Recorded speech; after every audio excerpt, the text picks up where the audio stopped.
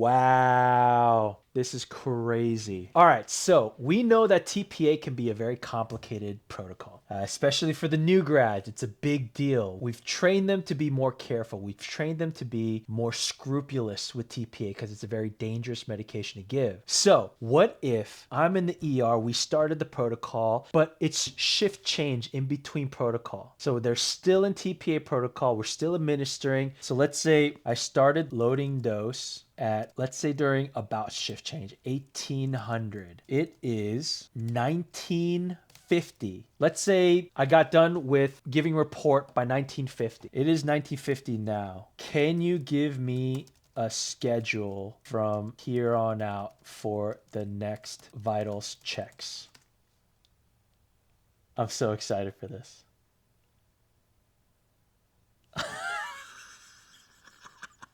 You understand what the nurses, is this useful?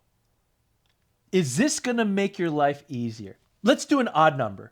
I actually started at 1803. Can you adjust the schedule for vitals to reflect this change? And then let's say those off minutes are just a pain in the butt to deal with. Can you round to the nearest 5-minute mark? It'll round your schedule.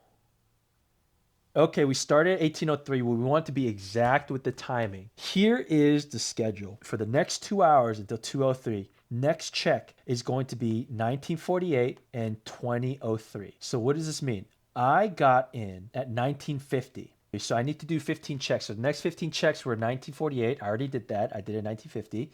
And then 2:03 is my next. At 8:03, it's my next.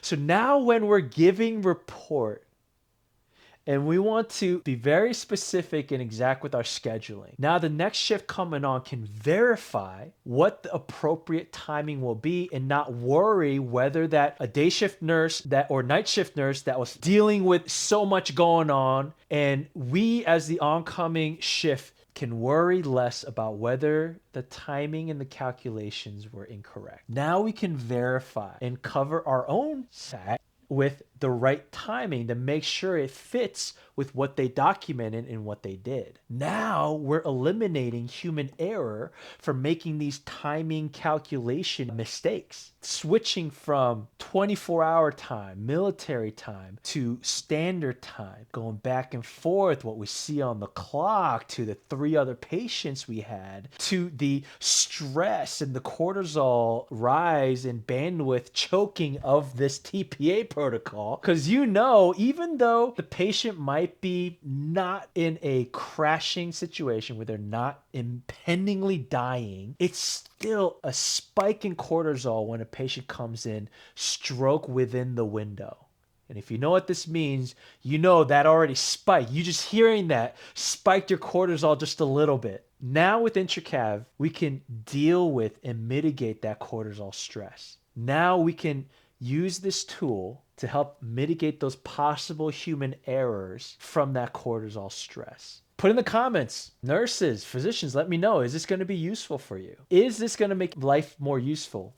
Leadership, do you think this is going to reduce liability of mistakes? I don't know. It's up to you. Let us know.